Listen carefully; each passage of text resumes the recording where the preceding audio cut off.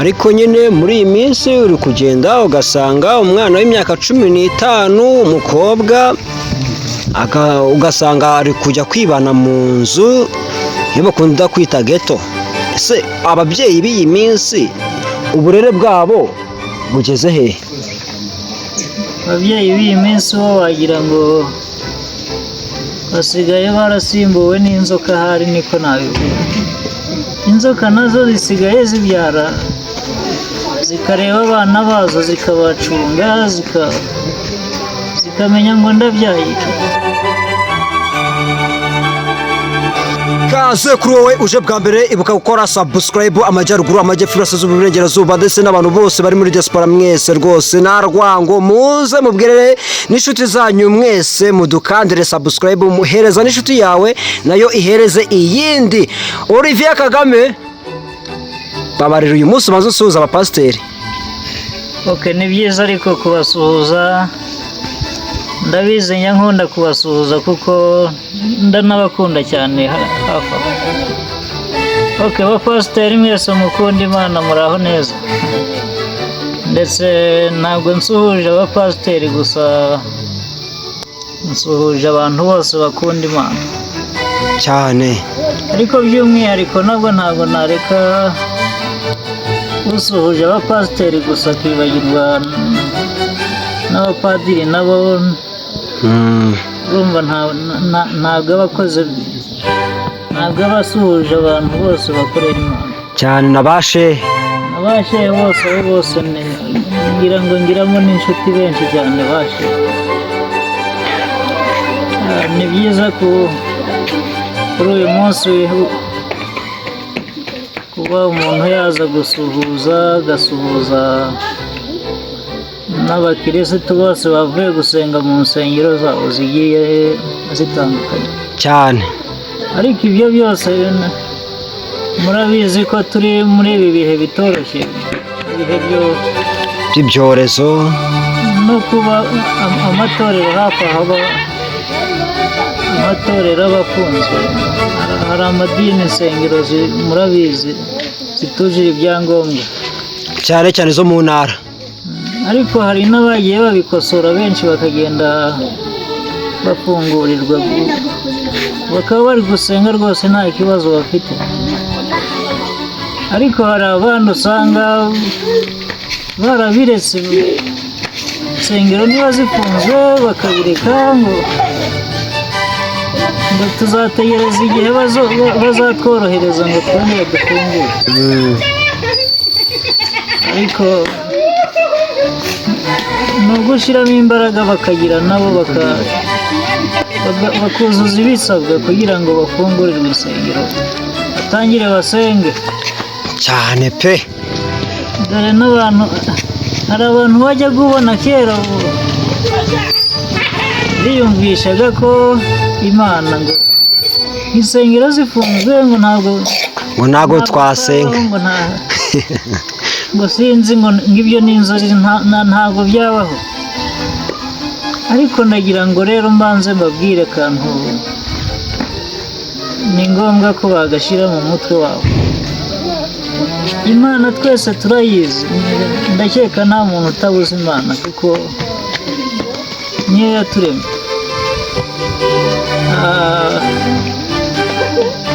Imana ntabwo iba mu ijuru gusa, nicyo nshaka kuvuga. Imana iba mu mitima yacu. Ibyo barabibonye bose, barabibonye, ni ibintu biri aho bisanzwe. Imana iba magi wacu, ikaba mu nzira zose, aho tujya tugenda gutyo, aho turara naho twirirwa hose iraho. Ariko se kari akantu bajya bavuga ngo Imana yirwa ahandi igataha i Rwanda, Imana y'Abanyarwanda.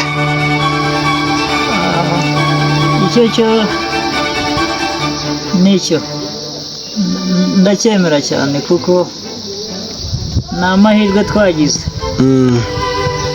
Urumva rero niba iza igataha hano mu Rwanda, irara hose, ntabwo iza ngo irare hano i Kigali gusa. irara mu mijyi mu hantu hose, buri rugo.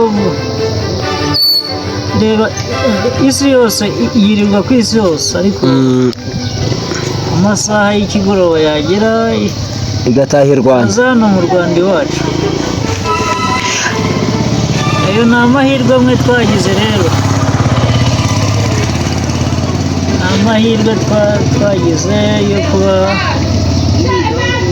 Imana yirirwa ahandi, ariko bwajya kwira igataha i Rwanda. yajya kwira ikaza hano iwacu igataha mu Rwanda. Ni iby'ingenzi nabyo. Ariko nyine muri iyi minsi uri kugenda ugasanga umwana w'imyaka 15 umukobwa ugasanga ari kujya kwibana mu nzu iyo bakunda kwita ghetto. Ese ababyeyi b'iyi minsi uburere bwabo bugeze he? Ababyeyi b'iyi minsi bo wagira ngo basigaye barasimbuwe n'inzoka, ahari niko nabivuga. Inzoka nazo zisigaye zibyara, zikareba abana bazo zikabacunga, zikamenya ngo ndabyaye iki. Kera nakuze numva ko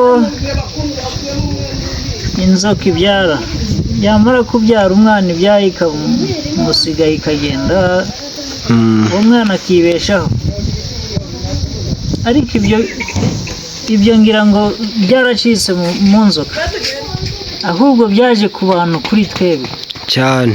usanga umubyeyi yarabyaye, ngira ngo mujya mubyumva hano ku makuru, ku maradiyo no ku mbuga nkoranyambaga. Usanga umuntu akibyara ako kanya ugasanga ataye umwana, amutaye mushize muri tuwarete akagenda. Ukibaza niba yararemwe, niba atekereza, niba ukagira ngo ubwonko bwe ni imicanga yibereyemo gusa. Ariko ntabwo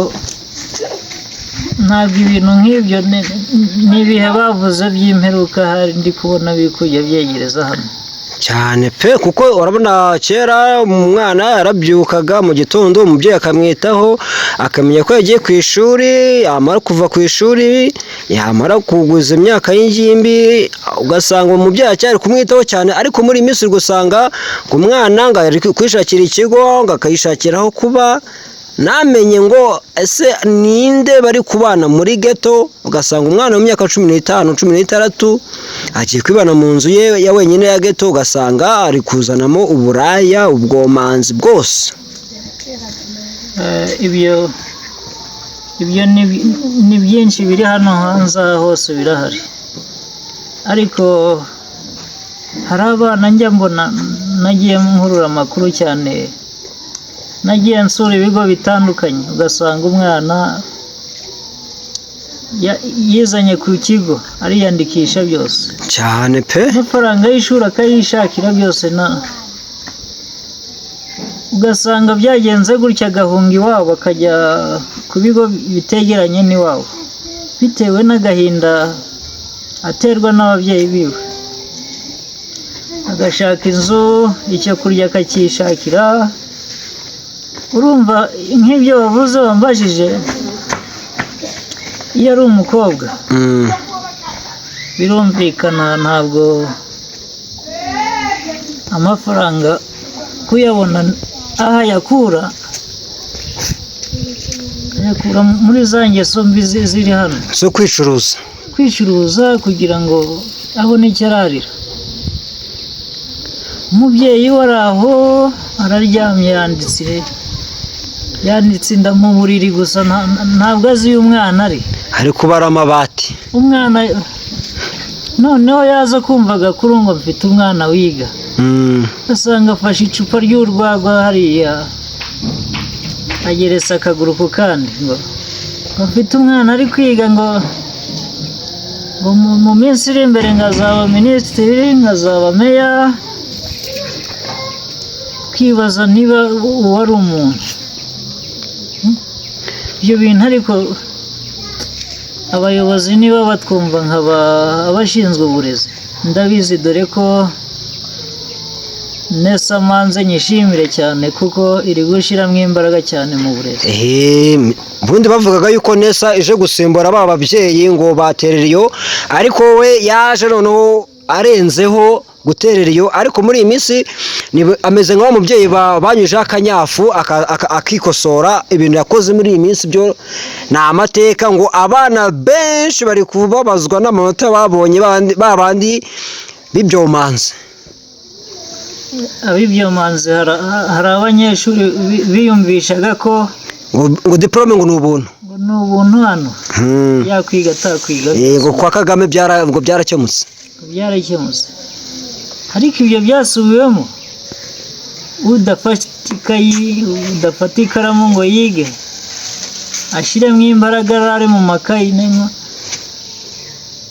icyo umusaruro wajya wubona. Ngira ngo barawubonye ejo bundi. Uragaragara pe, barawubonye.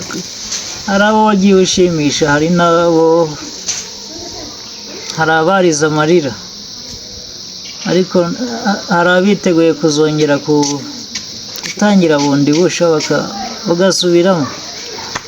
Ariko njye mbona ko hari igihe kizagera ugasanga mu Rwanda uri gusanga umuntu imyaka 27, 30 aracyari ku ntebe y'ishuri nka byandi bya kera twigagamo, ugasanga uri kwigana n'umuntu w'umugabo ufite ubwanwa rwose agakwiye gutunga umugore. Mbona kiragiye ari kigiye kuzagaruka, kuko havagamo umwana w'imerita kazamuka akavamo umuntu ukomeye. Mbona ari byo bagiye kugarura. Ntabwo ari ukubigarura, kuko n'iterambere ryacu riri kwerekeza, ni ibintu bizajya byizana bibi. Ntabwo wabona umuntu ari gupfa ngo ukomeze ngo umwongere urupfu, ahubwo ushaka uburyo umutabara. Burya ibyo byose byajyaga biba mbere, ukareka abanyeshuri uko bagakora ibyo bashaka. Ibyo byose ko babaga ari ukubica. Kwica umuntu utamwicishije igikoresho runaka, ukamwica mu mutwe, kandi iyo wishe umuntu mu mutwe ngira ngo uba umwishe wamurindagije cyane. Ibyo byose ntabwo twabirebera hano. Ababyeyi baterera iyo rwose mwisubireho, mwite ku bana banyu, mumenye ko umwana ari u Rwanda rw'ejo, Afurika y'ejo. Abari kwirukanyira i Burayi ari igihe kizagera nabo bagaruka iwacu muri Afurika, bazaze basanga hari ahantu twageze. Ibyo ngira ngo buri munsi bijya biba. Iyo ugiye hanze gato ukamarayo nk'iminsi 2 we hafi aho, iyo ukurikiranye amakuru ya hano iwacu mu Rwanda, ibyo wasize bigenda bihinduka cyane pe. Ndakeka kandi twiteguye kuzahindura u Rwanda, tukaba twarugira paradizo mujya mwumva. Ariko se n'aka kantu mureke tugashyiraho umucyo kari ku mihanda. Abantu bari kujya mu kazi bazi neza yuko umwanya ari uwabo, bagakora ikizamini gikomeye, abandi bagataha bari kurira ngo cyabatsinze, ngo umwanya wabo bataye. Ariko wareba ugasanga n'ubundi batanya agahinda, ntibamenye ko umwanya bari barwahatanira n'ubundi ba nyirawo bawurimo. Aka kantu ko kazatuma u Rwanda rutera imbere. Umwanya bari guhatanira, yego rwose. Urugero tuvuge nko mu burezi, bagasanga bashyize umwanya w'upetroni ku isoko, n'umetroni rwose umuntu ukagenda ikizamini akaba yanagitsinda, abandi bagatsindwa, ariko ugasanga wa wundi watsindiye umwanya ugasanga akazi nakagiyemo. Byumvikane yuko n'ubundi umwanya wa petroni na metroni hari abantu bawurimo. Ariko ibyo byose nk'umunyamakuru ukanyira akantu gatoya nkubaza. Ibyo bikorwa mu byaro, ariko sinzi niba hano iwacu hano i Kigali bikorwa. Oya, ako nta kantu rwose gakunze gukorerwa ku imeri z'abantu. Barabizi, abantu bakurikiye Isumo TV barabizi agahinda k'abantu bari aha hanze. Hari abantu benshi batakigiye gukora ibizamini bya mifontora, barabizi pe. Aho ni ahantu nyine byagaragaye. None ibaze kuri babandi bakoresha ibizamini byigenga, biteye agahinda aha hanze. Barashize bararize pe. ariko uyu mwaka tugezemo tugomba gusiga byabaga biboshwe byose hano iwacu. Byajyaga biba mbere hari sinzi niba n'iki gihe niba bikiba. Uyu muntu ari minisitiri w'uburezi, amaraso yazanye uri kujya uyabona ariko wenda bizakosoka, ariko se na minisitiri w'umurimo nawe bazafatanye. Gufatanya byo ni ngombwa, abayobozi bose hano. Hari igihe usanga nyine bavuga ngo inzego zitagongana, ugasanga wa muntu ari kuharenganira. Ariko hari ibyo nibaza cyane hafi aho, ugasanga umuntu ni umuyobozi atunzwe n'akazi, uramufashe arahembwe amezi 2 amezi 3 akora akazi ke neza nk'uko bisanzwe, ariko nyuma y'umwaka umwe amaze kubona amamodoka, amaze kubona inzu nziza, amaze kubona amasamu menshi afite aho yigejeje, akibagirwa uko yaje ku kazi ameze, usanga arabyimbye biri aho, ngo akumva ko yageze iyo agera. Ibyo byose rero umaze kumbwiraho ntabwo bipfa kuza gutyo, biza mu gusinzira kw'abayobozi. Umuyobozi akabyimba akumva ko yica agakiza, cyane cyane bivuye mu byaro hakurya iyo mu byaro za Gatsibo, za Kayonza, za Rwamagana, za Burera, za Rusizi, za Nyamasheke, za Huye, za Nyamagabe, za Nyabihu. Nyine uri gusanga abantu baho bari kubabazwa n'ibizamini bakora, kubera ko ndabizi hari ibitarakosoka hano, ugasanga dufite nk'akarere kari kure katarageramo ibikorwa byinshi by'imihanda n'amashanyarazi, hari hamwe ataragera. Akiyumvisha ko kugira ngo umuntu azave i Kigali ari umuyobozi ajye gusura ibigo byo mu byaro hafi, bikazajya biba igihe gitoya, bikazajya biba mu mwaka wenda bakabasura nka rimwe. Abo bayobozi nibo biyumvisha ko nibo bayobora uko bashaka, ariko nyine nawe guciye mu ijambo uri gusanga babayobozi bo mu nzego z'ibanze bakunda ibintu byo gutekinika, bakigira bamenya cyane. Ibyo bireze cyane nabyo, ariko ibyo nabyo biraza gukosoka, biraza gukosoka kuko ntabwo twareka kugira ngo bikomeze kugendera muri izo nzira cyane. Ni ngombwa gushyiramo imbaraga natwe kuba twaje kubimenya, tukaba tubyumvise neza. Ngira ngo mu bantu bafite amatwi yumva cyane nanjye ndakeka ndimo. Ariko nanone ntitwagenda tudashimiye bumwe mu burere buri kwitwara neza mu kuzamura imibereho myiza y'abaturage baho, nka Musanze. Ewana rwose ibyo byo ni ibyo kwishimirwa, ahubwo by'umwihariko reka manze nshimire akarere ka Musanze. Akarere ka Musanze nubwo mu minsi yashize bitagenze neza byo mu mihigo, bakaba baragize intege nkeya, ariko mu busanzwe ni abantu umuntu azi bagira imbaraga cyane bakora. Sinzi impamvu, ntabwo nareka kuvuga ko ni akarere kari gutera imbere cyane hano iwacu cyane pe, biragaragara buri wese. ujya Musanze uyu munsi ejo wajya ugasanga bujuje etaje yese inzu nziza ugasanga iri ahantu bwakeye yuzuye ukibaza amafaranga aha bari kuyakura sinzi ahari wasanga ari Imana yaraje kubasura cyane. Ariko hari ubundi burere nabwo buri gukora neza cyane bukazamura imijyi yabo. Ejo bundi nagiye gusura ahantu iriya za Bugesera Nyamata. Yes. Bugesera Nyamata naho ni ahantu hameze neza cyane pe, naho nabonye bari gukora cyane. Ariko na za Nyagatare naho ubundi imijyi yose yunganira Kigali, respect kabisa, bari gukora cyane.